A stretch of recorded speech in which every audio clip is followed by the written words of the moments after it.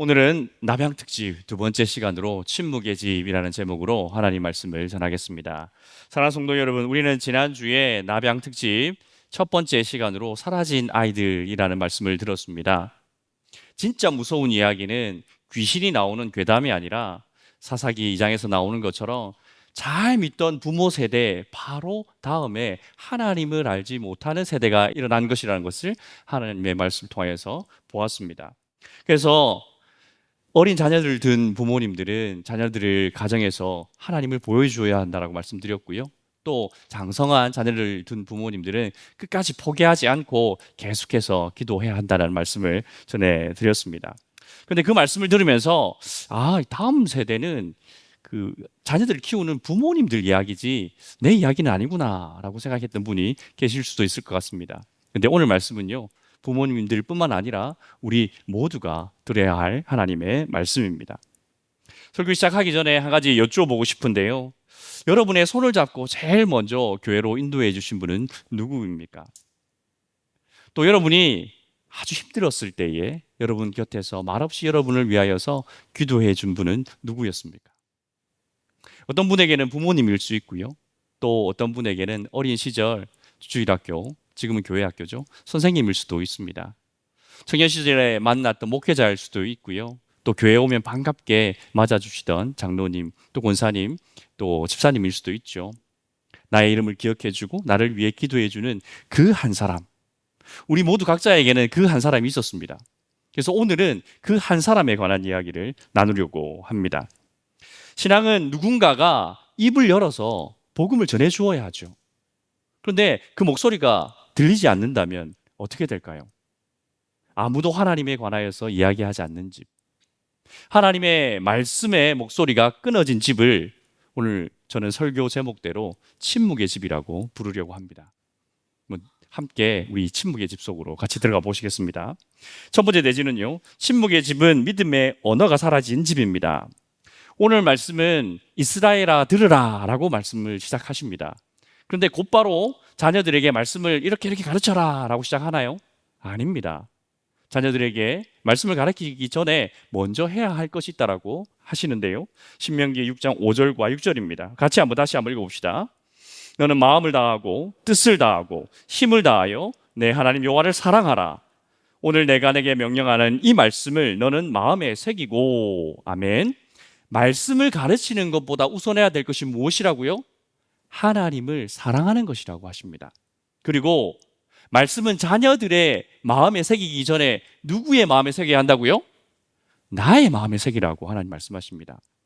그러니까 신앙을 전수하는 일은 먼저 내가 하나님을 사랑하고 또 하나님의 말씀을 내 마음판에 새긴 이후에 그 다음에 다른 사람에게 전수할 수 있는 것입니다. 이것이 신앙 전수의 순서이지요. 그리고 여러분, 그렇게 하나님을 사랑하고 말씀이 마음판에 새겨진 사람은요, 이 평범한 일상 가운데서 끊임없이 하나님을 이야기하게 되어 있습니다. 그래서 오늘 6장 7절 말씀이 가능해집니다. 우리 7절 말씀도 같이 한번 읽어봅시다. 내 자녀에게 부지런히 가르치며 집에 앉았을 때에든지 길을 갈 때에든지 누워있을 때에든지 일어날 때에든지 이 말씀을 강론할 것이며. 하나님을 향한 사랑하는 마음, 그리고 말씀이 마음에 새겨진 사람은요, 집에 앉아 있을 때든지 길을 걸어갈 때든지 하루를 시작할 때나 하루를 마칠 때나 항상 하나님을 생각하고 그 입술에서 하나님이 떠나지가 않습니다. 반대로 그럼 하나님을 향한 마음이 식어지고 말씀이 마음에서 희미해지면 어떻게 되겠습니까? 우리 입술에서 하나님의 이야기가 사라지기 시작합니다. 그래서 침묵은 갑자기 우리의 입술에서 시작하는 것이 아니라 우리의 마음에서부터 시작합니다. 왜 그렇습니까? 마음에 가득한 것이 우리 입술로 나오잖아요. 그러니까 침묵의 집이라는 것은 아무 말도 하지 않는 집이 아니라 하나님을 향한 마음을 잃어버린 집이 바로 침묵의 집입니다. 하나님을 향한 마음이 이렇게 희미해지기 시작하면요, 가정에서 언어가 달라지기 시작합니다. 침묵의 집은 가족들끼리 아무 말도 하지 않는 집이 아니라고 말씀드렸죠. 오히려 많은 이야기가 오고 갈 수 있습니다. 식탁에서는 성경 이야기도 하고 진로 이야기도 합니다. 넷플릭스에서 보았던 재미난 드라마 얘기도 하고요, 유튜브에서 보았던 영상을 얘기하기도 합니다. 그런데 여러분, 그 수많은 이야기들 중에서 여러분의 삶과 하나님을 이어주는 그런 목소리가 들려오고 있습니까? 좋은 일이 생겼을 때, 야, 이거 하나님께서 행하신 일을 봐라. 정말 하나님의 은혜다. 라는 그런 목소리가 들려옵니까? 안 좋은 일이 생겼을 때에, 야, 이거 우리 걱정만 하지 말고, 우리 하나님 같이 기도하자. 그런 목소리가 들려오십니까? 인생의 실패를 경험했을 때에, 야, 이 일을 통해서 하나님께서 우리 가정에 가르치려고 하시는 것이 무엇인지 우리 같이 한번 기도해 볼까? 이런 목소리가 들려오십니까? 이런 목소리가 사라진 집이 바로 침묵의 집입니다. 혹시 여러분의 집은 침묵의 집이 되어있지는 않으신지요? 여러분, 성경은요, 이렇게 침묵의 집이 어떻게 무너지는지를 한 사람, 한 가정을 통하여서 우리에게 잘 보여주고 있습니다. 바로 엘리 제사장의 집안입니다. 엘리 제사장은 실로의 성막에서 하나님을 섬기던 제사장이었습니다. 그에게는 아주 유명한 아들이 2명 있습니다. 누구죠? 홈리와 비느하스입니다. 성경은 그들이 행실이 나빠서 여호와를 알지 못하더라라고 기록하고 있습니다. 성경이 기록한 대로 이 2 아들은요, 백성들이 하나님께 드리려고 예물을 가져오면 그 예물 중에 제일 좋은 걸 자기들이 먼저 쏙 빼갑니다. 또 성막에서 차마 입에 담기조차 부끄러운 그런 죄를 저지르기도 합니다. 그러니 백성들의 원성이 자자해지고 아버지 엘리의 귀에도 들어가게 되죠. 그래서 사무엘상 2장에서 엘리 제사장이 아들들을 불러다가 책망을 합니다. 너희가 어찌하여 이런 일을 하였느냐.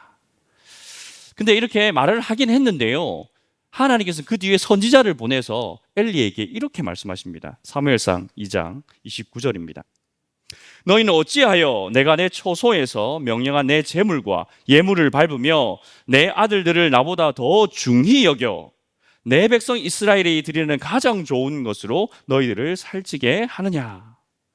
엘리 제사장은 하나님보다 자기 자식을 더 중히 여겼다라고 성경은 말씀합니다. 그래서 엘리 제사장이 아들을 책망하긴 했지만 그러나 그 마음속에서는 아들이 더 중요했고 하나님을 사랑하기보다는 그 아들들을 더 사랑했다는 것입니다. 그래서 하나님께서는 사무엘을 통하여서 한 번 더 말씀하십니다. 사무엘상 3장 13절입니다. 내가 그의 집을 영원토록 심판하겠다고 그에게 말한 것은 그가 아는 죄악 때문이니 이는 그가 자기의 아들들이 저주를 자청하되 금하지 아니하였음이니라. 아멘. 자기의 아들들이 저주를 자청하고 있는데 엘리 제사장이 그들을 막지 않았다는 것입니다. 말은 하긴 했는데 그들을 막지는 않았다는 것입니다. 하나님보다 자기의 자식들을 더 중히 여겼기 때문에 그 엘리 제사장의 말 속에는요, 하나님의 마음이 담기지 못했던 것입니다. 그래서 엘리 제사장의 집에는요, 입술에는 말이 있었는데 그러나 그 집은 침묵하는 집이었습니다. 그러면 그 침묵의 결과가 무엇인지 한번 볼까요? 2 아들은요, 같은 날 전쟁터에서 죽습니다. 하나님의 언약궤는 이방인들에게 빼앗기고요, 그 소식을 들은 엘리 제사장은 넘어져서 목이 부러져 그곳에서 죽습니다. 그날 또 며느리가 해산을 하고 있었는데, 출산을 하고 있었는데 아들을 출산하고 죽습니다. 죽기 전에 그 아들의 이름을 이가봇이라고 짓습니다. 그 이름의 뜻은 영광이 떠났다는 것입니다. 여러분, 이것이 침묵의 집에서 벌어진 일입니다. 얼마나 무섭습니까? 정말 공포스럽지 않습니까? 근데 여러분, 엘리가 하나님 몰랐던 사람입니까? 아니요. 엘리는요, 하나님을 누구보다도 잘 알았습니다. 그럼 이게 무엇을 의미합니까? 침묵의 집은 교회 밖 어딘가에 있는 집이 아니라는 것입니다. 하나님을 잘 아는 집에서도 침묵의 집은 세워질 수 있다고 성경은 우리에게 보여주고 있는 것입니다. 이것이 오늘 우리가 정말 무섭고 엄중하게 들어야 할 하나님의 말씀인 것이죠. 2번째 대지입니다. 나를 일으킨 그 한 사람. 이렇게 엘리의 가정이 무너지고 있을 때에 하나님께서는 그 엘리의 집 안에서 새로운 일을 시작하십니다. 그곳에 한 아이가 자라고 있었어요. 누구입니까? 사무엘입니다. 사무엘은 엘리의 아들은 아니거든요. 한나가 서원하여서 낳은 아들이고 또 하나님께 드린 아들입니다. 그래서 사무엘이 하나님의 전에 누워서 이렇게 자고 있었는데 어느 날 하나님이 사무엘을 부르십니다. 근데 그때 사무엘은 여호와가 누군지도 몰랐고 또 이것이 하나님의 음성인지 누구의 음성인지 분간하지 못하던 때였어요. 그러니까 자고 누워 있는데 누군가가 자기를 부르니까 우리 제사장님이 부르시나 보다라고 해서 벌떡 일어나 달려갑니다. 부르셨기에 내가 여기 있나이다라고 하죠. 근데 나 안 불렀는데 들어가 자라. 이런 일이 몇 번 반복되다 보니까 엘리가 비로소 깨닫습니다. 하나님이 사무엘을 부르시는구나. 그래서 엘리는 사무엘에게 어떻게 반응해야 될지를 가르쳐 줍니다.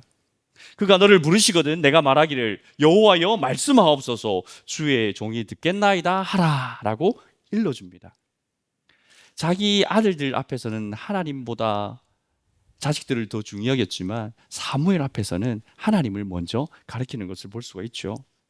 하나님께서는 그 엘리의 그 한마디를 통하여서 아이 사무엘이 하나님의 음성을 알아듣도록 역사하신 것입니다. 그 엘리의 한마디가 사무엘의 시선을 하나님께로 향하게 했던 것이지요. 자기 아들들에게는 끝내 믿음을 전수하지는 못했지만 사무엘에게는 하나님의 음성을 듣고 반응하는 그 길을 엘리는 알려주었던 것입니다. 여러분, 이처럼 우리의 신앙의 침묵을 깨뜨리는 그 목소리는 꼭 가정에서 가족들에게서만 들리는 것은 아닙니다. 오늘 본문 신명기 6장 9절 말씀을 볼까요? 또 내 집 문설주와 바깥문에 기록할지니라. 하나님께서 말씀을 두 곳에 기록하라고 말합니다. 첫 번째는 문설주입니다. 이것은 집 안이에요. 이건 가정의 자리입니다. 두 번째는 어디입니까? 바깥문입니다.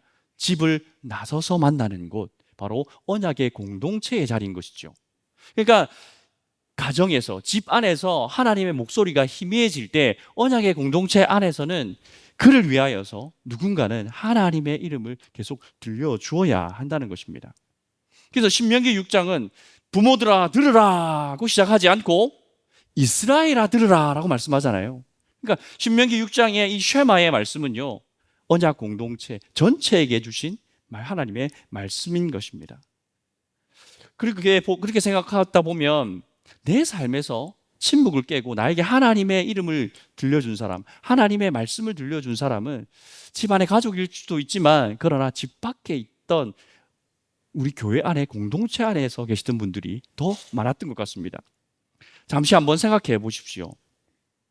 내가 아직 하나님을 몰랐을 때에 나에게 처음으로 하나님을 알려준 부모님이 계시죠.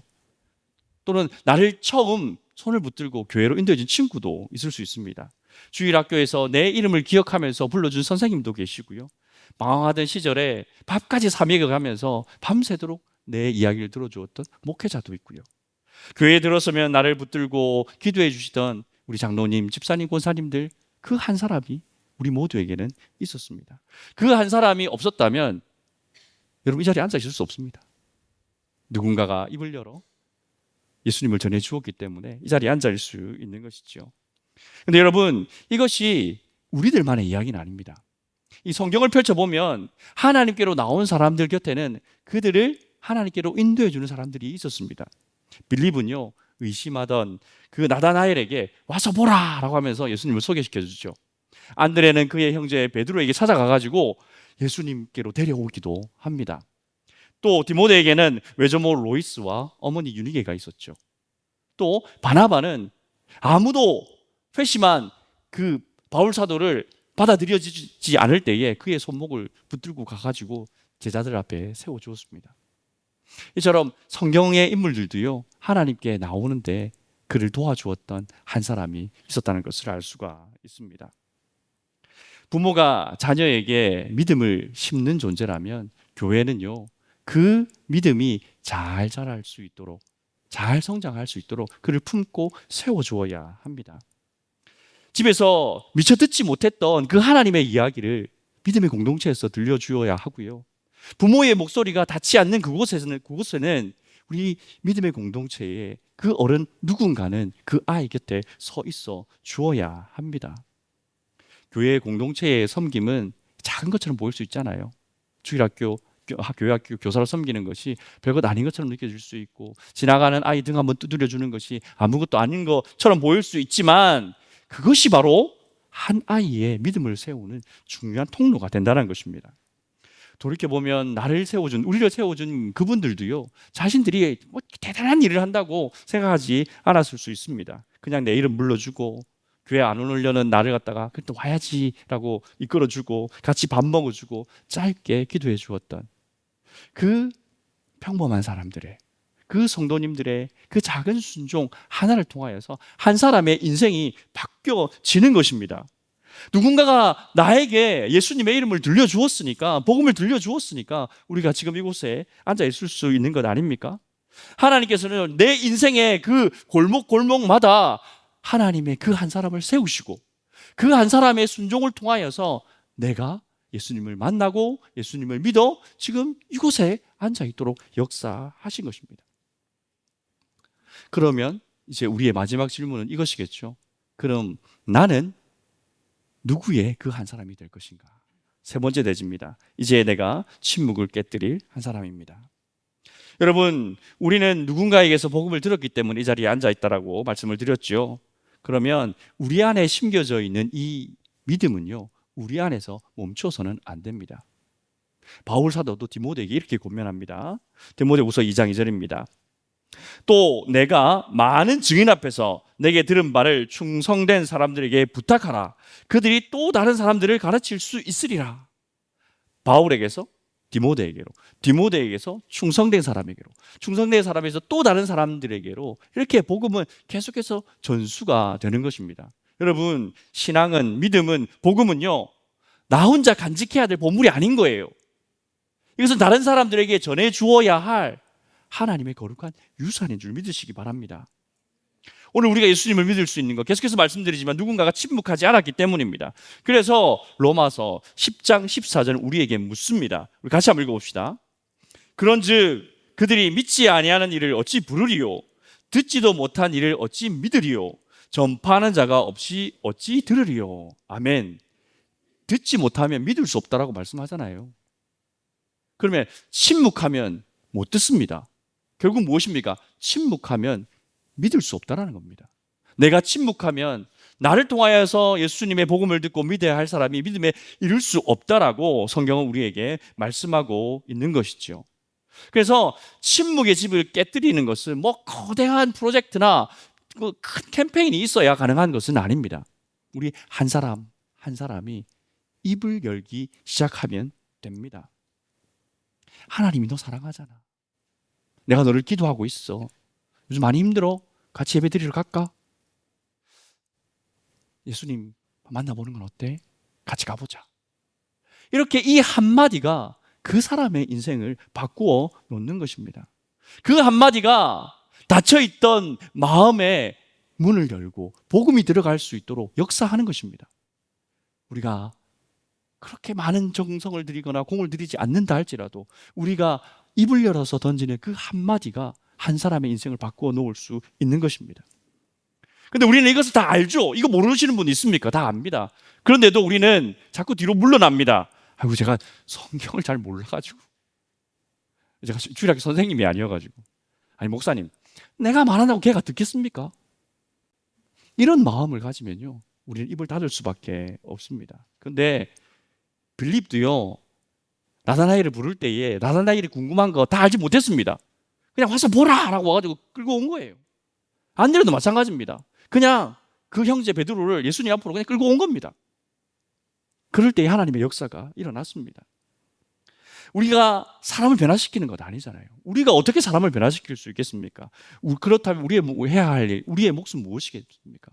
우리가 침묵을 깨뜨려서 누군가를 초청하고 그를 데려오고 하나님의 말씀을 읽어주고 그를 위해서 기도하는 것. 이것이 우리가 해야 할 일인 것이죠. 변화시키고 믿음을 자라게 하시는 분은 누구이십니까? 하나님이십니다. 우리가 해야 할 일은 씨를 뿌리는 것이고 때로는 물을 주는 것이겠죠. 그러면 자라게 하시는 분은 하나님입니다. 여기서 우리가 정말 중요하게 잊지 말아야 될 것은 당장에 막 싹이 나고 막 줄기가 나고 잎이 나고 꽃이 피고 열매가 맺지 않는다 할지라도 그것도 포기해서는 안 됩니다. 하나님이 역사하실 때까지 우리는 우리의 몫을 계속해 나가면 되는 것이죠. 근데 여러분, 우리가 한 가지 다음 세대를 생각할 때 꼭 기억해야 될 것이 있습니다. 다음 세대가 우리를 기다려주지 않는다는 것입니다. 오늘 유년부와 초등부 성경학교 진행되고 있는데요. 낮에 주차장에 막 엄청 큰 그 풀장 만들어가지고 신나게 노는 거 보았습니다. 야, 교회에 아이들 웃는 소리, 떠드는 소리가 막 들리니까 정말 이렇게 그 소리가 하나님 찬양하는 소리 같더라고요. 여러분, 집 밖에 애들이 뛰논다고 이렇게 혼내키지 마시고 민원 넣지 마세요. 애들도 안 내어난 나라에서 그렇게 애들 쫓아내서 되겠습니까? 그런데 그렇게 신나게 뛰어놀던 그 어린이들 몇 년만 지나면요, 금방 중학생 되고 금방 고등학생 됩니다. 지금 중고등부 예배에 가면 이렇게 앉아있는 애들 있습니다. 듣는지 안 듣는지 아무 말도 없이 왔다가 돌아가는 친구들. 그 친구들요, 몇 년 지나면 금방 청년 됩니다. 그리고 교회를 떠날지도 모릅니다. 지금 그래 왔니? 라고 인사하면 예. 이렇게라도 어색하게라도 인사 받아주는데 그 마음이요, 언제 다칠지 아무도 모릅니다. 우리가 다음 세대에게 신앙을 전수할 수 있는 그 시간이, 그 기회가 무한정이지 않다라는 것을 우리는 잊지 말아야 합니다. 그래서 나중에 기회가 되면 할게요, 이런 말은 할 수가 없는 것이죠. 우리가 말하는 그 나중이 오지 않을 수도 있는 것입니다. 지금 바로 오늘부터 우리가 입을 열어 그들에게 이야기를 들려주어야 합니다.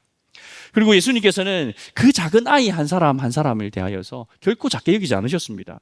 마태복음 18장 5절 말씀입니다.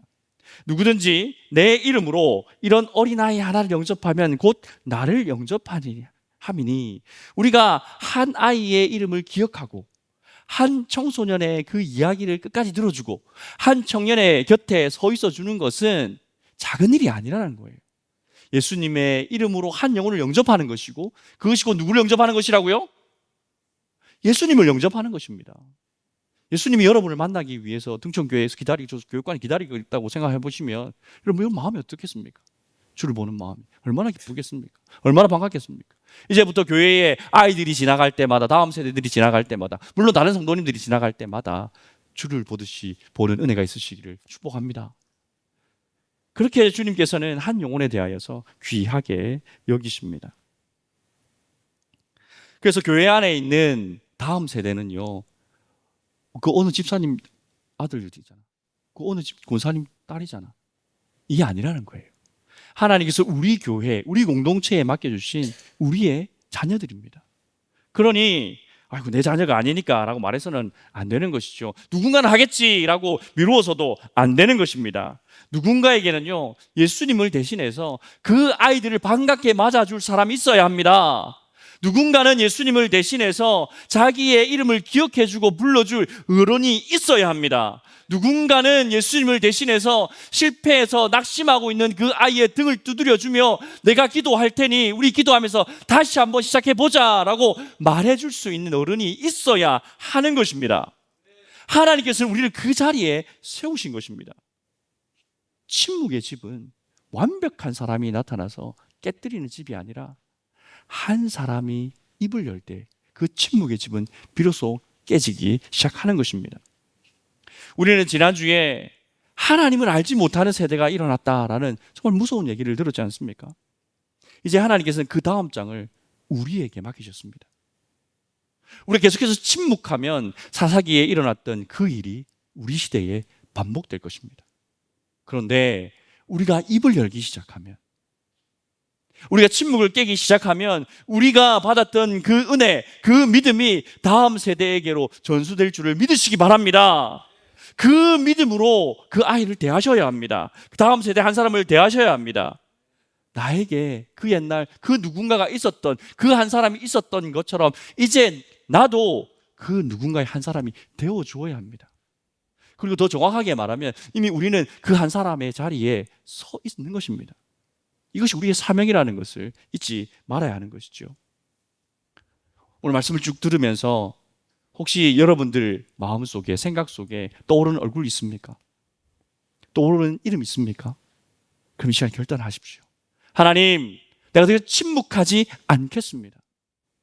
내가 그 아이의, 그 사람의 그 한 사람이 되어서 하나님의 이름을, 하나님의 말씀을 들려주는 그 한 사람이 되겠습니다. 우리는 결단해야 하는 것이죠. 그래서 우리를 통하여서 그 아이가, 그 한 사람이 그냥 소문으로 하나님을 듣는 것이 아니라 살아계신 하나님을 나의 주와 그리스도로 영접하는 역사가 일어날 줄 믿으시기 바랍니다. 그 믿음으로 우리는 계속해서 하나님의 말씀을 전해야 하는 것이죠. 그러니 사랑하는 성도 여러분, 이 시간 마음으로 결단합시다. 주님, 더 이상 침묵하지 않겠습니다. 주님, 복음은 우리에게서 멈추지 않을 것입니다. 누군가가 나에게 그 한 사람이 되어 주었던 것처럼 이제는 내가 그 한 사람이 되겠습니다. 그럴 때 여러분 어떤 역사가 일어납니까? 침묵의 집이 하나님을 찬양하는 집으로 변화되는 것입니다. 그러한 소망을 가지시고 더 이상 침묵하는 자리에 있는 것이 아니라, 침묵의 집을 살아가는 것이 아니라 하나님의 영광을 찬양하며 하나님의 말씀을 선포하며 그 예수님을 계속해서 증언하는 여러분들의 가정, 우리 교회 되시기를 주님의 이름으로 축원드립니다. 기도하겠습니다. 하나님 아버지, 누군가가 침묵하지 않고 나에게 복음을 들려주었기에 오늘 내가 이 자리에 앉아있음을 고백합니다. 우리의 마음에서 하나님이 희미해져서 가정과 교회에서 믿음의 언어가 사라지는 그런 침묵의 집이 되지 않게 하여 주시옵소서. 주님께서 맡긴 영혼들 한 사람 한 사람 이름을 기억하고 사랑으로 그에게 다가갈 수 있는 은혜가 있게 하여 주시옵소서. 하나님, 우리의 작은 순종을 사용하셔서 침묵의 집이 깨뜨려지고 하나님의 영광을 찬양하는 우리 등촌교회의 가정과 우리 등촌교회가 되게 주여 역사하여 주시옵소서. 예수님의 이름으로 기도하옵나이다. 아멘.